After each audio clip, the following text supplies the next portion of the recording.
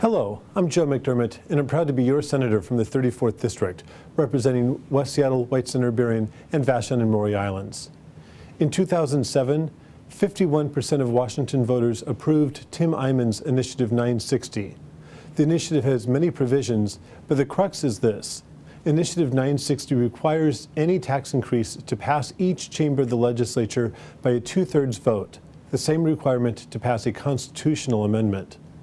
This initiative has been correctly called a scheme for handcuffing legislatures. Just as our founding fathers did, I believe in majority rule. Initiative 960 is counter to that basic democratic principle because it gives the minority the power to set policy for the majority. And I believe in the will of the people, who have the chance every November to make their voice heard at the ballot box, just as our founding fathers did. The truth is, voters are concerned with more than just lowering their tax bills. They approved Initiative 728 to require smaller class sizes in schools and upheld the estate tax. And in the same year they passed Initiative 960, they approved a measure that requires new levels of training for home care workers that carries a $49 million price tag. The combination of popular demand for policy mandates and initiatives that restrict revenue is crippling. Tying the hands of public officials threatens the very existence of programs approved by the voters.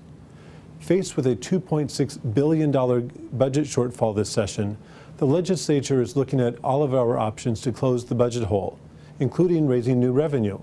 As you know, I will look at raising taxes, and that alone requires us to suspend or amend Initiative 960. But that is only one part of the I-960 problem. This Tim Eyman initiative is so broad that it severely limits our ability to close tax loopholes that no longer create the jobs they once did. It also limits our ability to end unfair tax breaks for out-of-state businesses that don't apply to in-state businesses. And it even prevents us from transferring funds that could save vital government programs.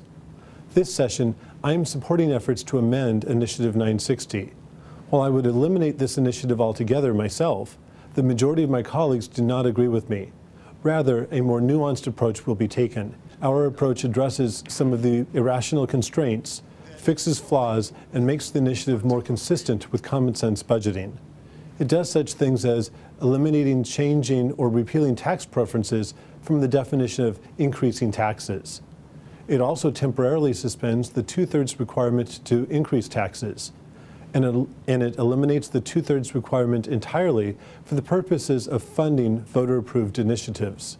Moving this bill forward is a first step in addressing the budget crisis. As we continue our efforts, I want to hear from you. My contact information will be listed at the end of this program.